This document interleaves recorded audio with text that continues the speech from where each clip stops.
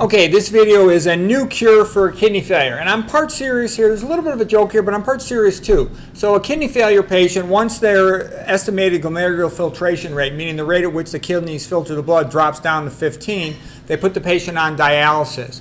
And the problems why they go on dialysis is number one, because they're fluid overloaded, because their kidneys aren't working, they don't excrete enough fluid.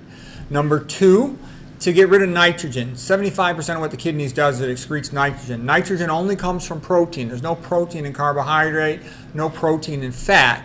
So it helps these kidney failure patients to eat a low protein diet.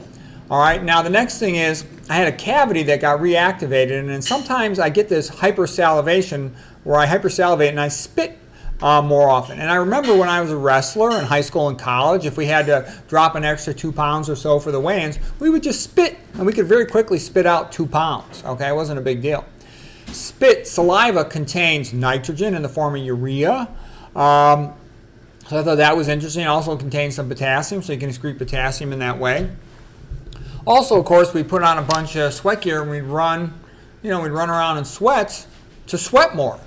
And so I thought to myself, what's the problem with the kidney failure patient? Nitrogen overloaded and water overloaded. They're also overloaded in some toxins. So I thought to myself, well, gee, dialysis patients are pretty miserable. You know, it's a miserable fate. You go to dialysis 3 times a week, 5 hours a session approximately, and you feel like crap the next day too. So basically, you feel lousy 6 days of the week. It's pretty lousy.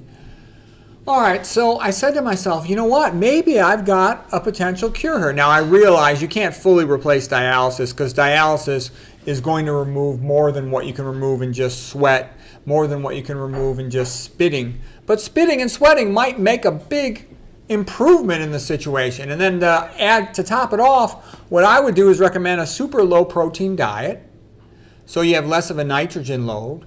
And then you can get rid of the fluid load pretty easily just from spitting and from sweating. So maybe you could decrease dialysis to 1 time a week instead of 3 times a week. I'll bet you can.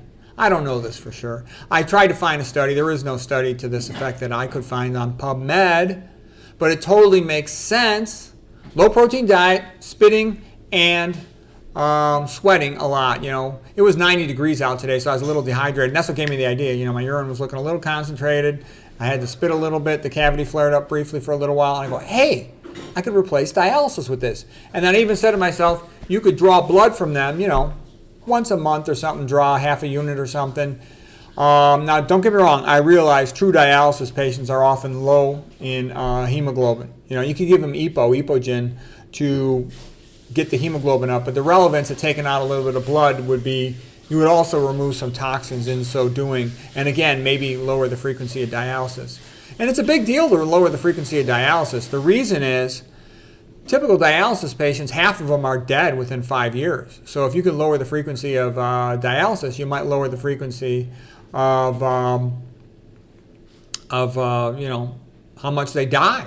You know, I knew one kidney doctor who I was able to talk to, but the kidney doctor wasn't that enthusiastic. Big surprise. They would lose a lot of money if the patients could decrease the frequency of their dialysis. Who knows? Anyways, I just thought it was interesting.